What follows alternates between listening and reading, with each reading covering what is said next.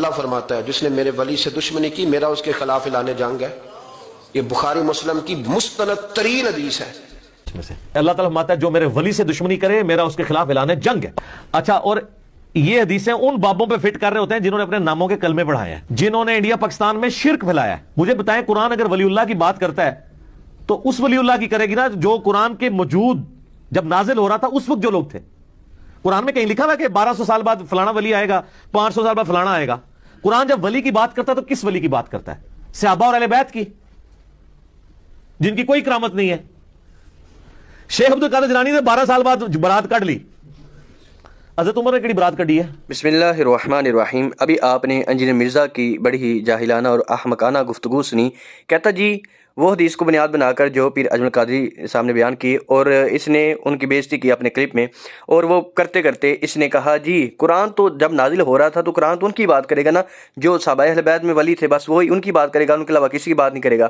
یعنی کہ اس نے قیامت تک کے لیے یہ چیز رکھ دی کہ اب قیامت تک کوئی ولی پیدا نہیں ہوگا، اور جو ماضی میں ولی تھے یا صحابہ اکرام اہل بیت میں اور جو بعد میں آنے والے، اس نے کرامت کا بالکل سرے سے انکار کر دیا اور کہتا صحابہ اکرام میں سے بھی کسی کی کوئی کرامت نہیں۔ اس نے سر فہرست حضرت عمر فاروق رضی اللہ عنہ کا نام لیا۔ تو انجینئر مرزا کو میں دکھاتا ہوں صحابہ اکرام کی کرامات تو بے شمار ہیں، لیکن میں سر فہرست حضرت عمر فاروق رضی اللہ عنہ کی کرامت اس کے سامنے رکھتا ہوں۔ یہ دیکھیے السلسلہ الصحیحہ، یہ 3703 نمبر روایت ہے، اور یہ آپ اسلام 360 اپلیکیشن جو کہ انجینئر مرزا نے خود پروموٹ کی ہے، اس نے اس کی پروموشن کی ہوئی ہے، اس میں آپ پڑھ سکتے ہیں صحیح سند کے ساتھ۔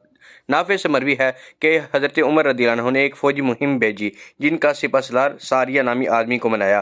اسی دوران عمر رضی اللہ عنہ خطبہ جمعہ ارشاد فرما رہے تھے، دوران خطبہ کہا اے ساریہ پہاڑ، اے ساریہ پہاڑ۔ انہوں نے اس وقت ساریہ کو پہاڑ کی طرف سے حملہ کرتا ہوا پایا، حالانکہ ان کے درمیان 1 مہینے کی مسافت تھی اور تقریباً 1450 سے 1500 کلومیٹر کا یہ فاصلہ بنتا ہے۔ حضرت عمر فاروق رضی اللہ عنہ نے اتنی دور سے آواز دی اور حضرت ساریہ رضی اللہ عنہ نے یہ آواز سنی۔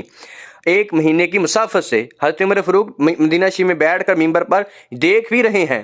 تو اب انجینئر مرزا کہے کہ اس صحیح سند کے ساتھ یہ جو واقعہ ثابت ہے، انجینئر مرزا کہے کہ یہ کہانی شریف ہے اور میں اس کہانی شریف کو نہیں مانتا، تو پھر ہم دکھائیں گے یہ 10 کے قریب کتب میں آئی ہے۔ تو انجینئر مرزا پھر ان کتب سے بھی ہاتھ اٹھا لے اپنا۔ پھر انجینئر مرزا کے اسٹوڈنٹ جو ہیں وہ انجینئر مرزا کی ہی جوتی انجینئر مرزا کی ہی بوتھی پر دے مارے۔